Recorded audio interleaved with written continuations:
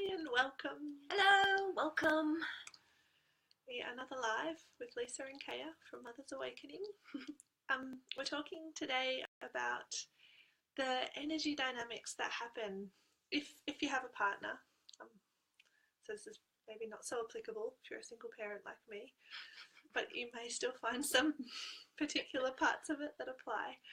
But if you have a partner who is often out of the house and it's usually like just you and the children, and then when he comes back, the energy of what goes on, because sometimes it is a lot more dissonant than you'd hope it to be. Yeah, so there can be times where you're holding on by your fingernails going, they'll be home soon, they'll be home soon, they'll be home soon. And they get home and you're like, oh, thank God you're home. And then it all goes crappy. And you're like, what? I was hoping you'd make it better. What's going on? Why is it all going to crap?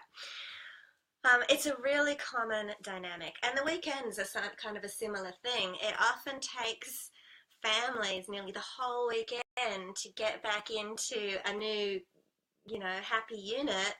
And then the weekend's it changes again. And then they change again. Yeah. So we have this come up a lot in people's dynamics, so we get it. I have lived it for years when my kids were babies. Drove me nuts. And so we want to talk today about what's going on, where are the needle movers, and how you can just shift this around. Where do you want to start? Talk about about what is going on. Yeah, I think that's what I was thinking. Yeah. Okay, so on the energetic level, you and the children have really harmonized your energies. Over the course of the day, your energy is mingled. You're probably syncing more on your in and out breaths together, because when you start to spend a lot of time together, you often start to cycle more cleanly together. And if you don't remember in and out breath, we talked about that yesterday. I assumed you would know.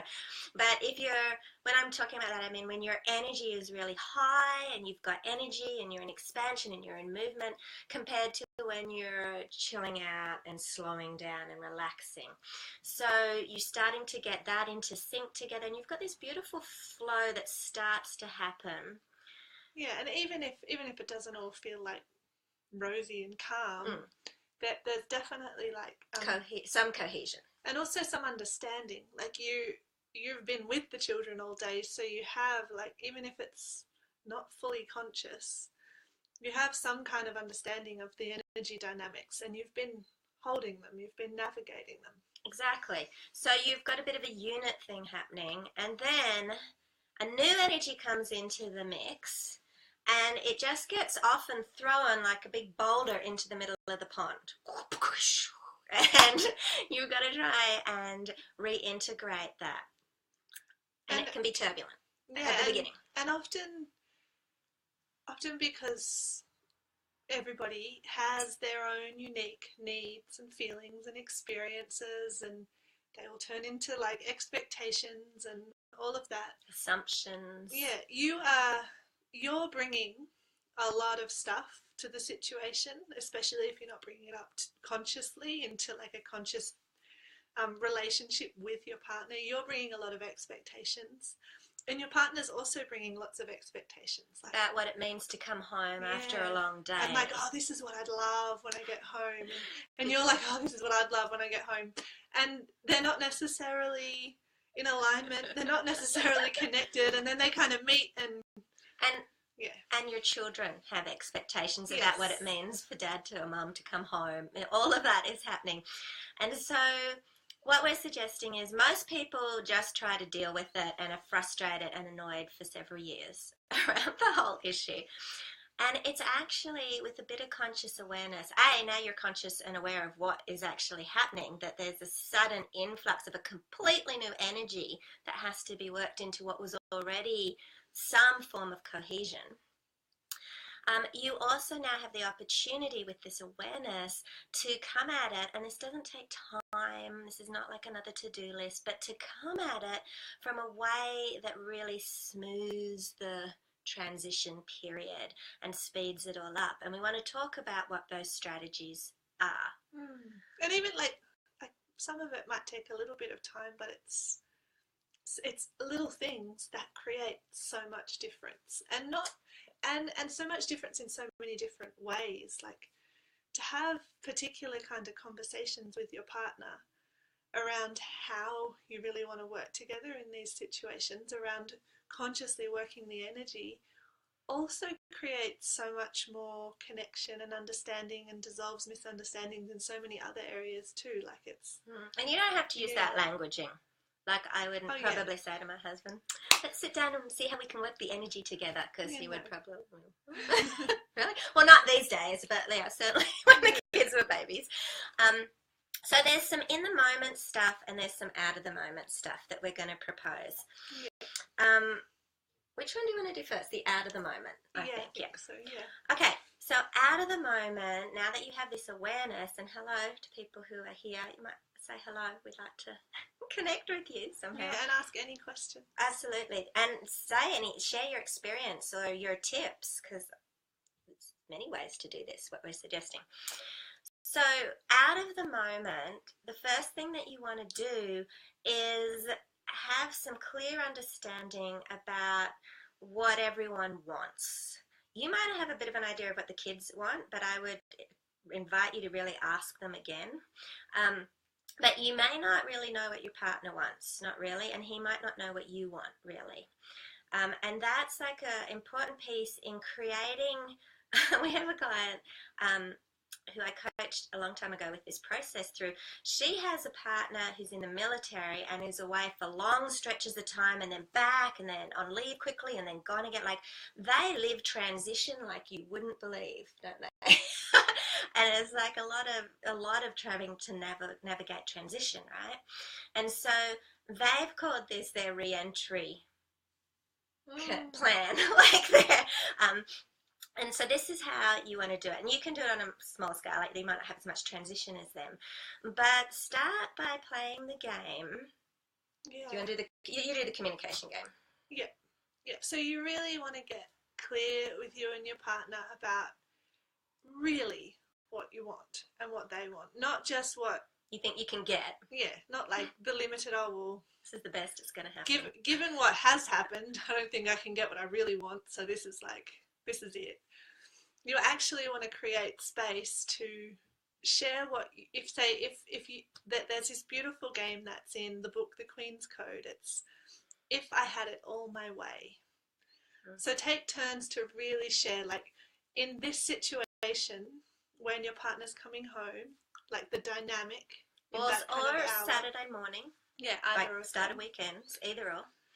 If I had it all my way, this is what would happen. Say, for example, you'd come in the door, you'd spend some really quality time with the children, and just help me have space to just go off by myself for at least 10 minutes and like take some time to myself, maybe read, or you'd check in with me and ask what would really help me tonight, and everything, anything you want, like, really, if I had it all my way, and you would listen to the children and like be present to them and play with them. Yeah. And when you feel fully expressed, or you can do it the other way around too, they can start, but when you feel fully expressed, like you've gotten all that you really want out, then it's their turn. And sometimes it's tricky for us to really tune into and express what we really, really want. But it's so important, because it means that we've gotten the whole thing in there. Like, there's more potential to actually create the energy you want to create, because you've brought it all into the space. Yeah, you have a lot of material to work with. You also have a great deal more empathy, usually, for each other. Often your partner wants to walk in the door and feel welcomed home, and everyone's so happy to see me, and I'm home in my beautiful calming space where I can relax, or whatever it is. And maybe he might say, I really want to connect with you. I really want to like spend some nice time feeling like connected to you and being intimate with you, and whatever he says. And so in reality for him, he walks in the front door. There's kids yelling and screaming and running up and down the hall, and you duck past and throw him something, say, can you put that in the thing? And blah, blah, blah. Like, he's like, whoa. So for him, he's not having his expectations met either, and that's just a setup for a crazy mismatch. So start there, and you'll have the material you can start to think about. Okay, well, where can we combine, and what order do things? Often it's an order issue. What order should things go in? Yeah, for it to flow better. And if you feel open to, even if it's just in your head, but also as a partnership, to just think about on an energetic level, like what feels the most flowing, the most like kind of harmonizing order for that to go in, like what needs are like really strong and could go first, and where can we bring that bit in. And it's just about creatively putting the puzzle piece together. Yeah. When the kids are little, often a really common one that mothers ask for is, this would work so much better if particularly often one child more than the other, but your children get that connection quickly first, like that they feel like they've really got the attention. So it's like an example. It's like, okay, if that happened first, then lots of other things could happen more smoothly. Yeah. So just have a plan. Think about what does it need to be. And during that process, you also want to think about what is the ideal energy that you're trying to create, the vibe that you want in your house in the evening, because that comes into the in the moment piece. And so at the end of the day, you play that game and you create a little bit of a ritual, a start of the evening ritual or family tradition. And it's personal to your family. It will possibly change over time as needs change. But you and your partner are on the same page right from the get-go on kind of what the game plan will be for that first 15, 20, half an hour, that first period. So that's out of the moment. So set that up and get on the same page in terms of expectations and desires and what everyone really needs. And you really want to get to a place where you can tell if one of you is holding back and like, oh yeah, that would just do. You really want to get to a place where you're both fully on board. Yeah. And if your children are old enough, you could bring them in, but you can also bring them in through what you know about them. Yeah. Hi everyone. Okay, so in the moment. So what can you do in the moment to smooth down that energy plan? It's definitely going to be supported by what we've just talked about and creating that re-entry ritual. The other thing you can do if your partner gets home at a fairly predictable time is you can start to preempt that and start shifting, like just for 5 or 10 minutes beforehand, start to make the shift in terms of the energy in the home to what do you want it to be. So actually, because sometimes we don't do that. Sometimes we are running around. Often for me, when my husband... Right at the last minute. I know. My husband calls it peak hour. He goes, this is your peak hour. He's like, yes, it's my rush period. Stay away. I'm busy. I'm trying to get the laundry done. I'm quickly putting on dinner and blah, blah, blah. Like he's like, whoa, fucking off. But if you can shift that a tiny bit and start to set the energy. It just requires a little bit of planning, yeah? Just for 5 minutes, start to create the energy that relaxes the house down, or whatever the energy is. Maybe you want to motivate that house. I don't know. For me, I want to calm the house down. But what needs to happen and what can you do to start to create that energy? So when I'm doing this, I will actually, it's super simple. I light the salt lamp in the lounge room because it's the sun's going down here. I light the salt lamp in the lounge room and I put on an essential oil in the burner. And I check in with each of the kids. I go, how are you guys? I'm going to make dinner in a moment. Everyone cool? Like I do that sort of stuff.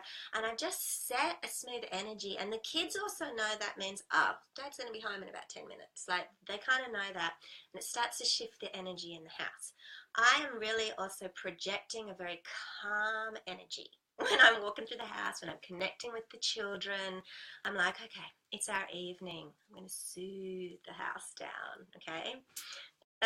And then my husband, he can also set his energy before he comes in the door. He might just sit in the car. In his case, he's walking home from the train station usually. But if your partner drives, sit in the car for a moment and just take a breath and go, okay, what is my intention and what do I want to bring to the family tonight as my energy? Yeah, just 10 seconds to think about that before you walk in the door and just take a breath and really embody that energy for a second, and then you're in. The combination of those things creates a really intentional transitional state, and it will be chalk and cheese. It'll be so different and so much smoother. And tuning into your intention is so powerful. Like you could do that many times, but especially in times of transition. Like, what's really my intention for this transition, for this moment? Often my transition is to, lately, my intention is often to create an energy and a welcome for my husband when he walks in the door that makes him feel really welcome and really glad to be home. Like, that's just me at the moment. I'm not saying it's right or wrong. I'm saying that's the one that this week has been really up for me, and that feels really good. So just have that in your mind and be intentional about it. Your intention is one of the most powerful ways to start to work with energy in any dynamic. I think we're done. I think so. We've had lots of people coming in and out all through this live, but no one's commented, so we're going to... And you're welcome to ask anything in the replay. Absolutely. In fact, if you are in the replay and you've experienced this sort of dynamic, leave a comment because I'd like to hear about it. Yeah. Okay.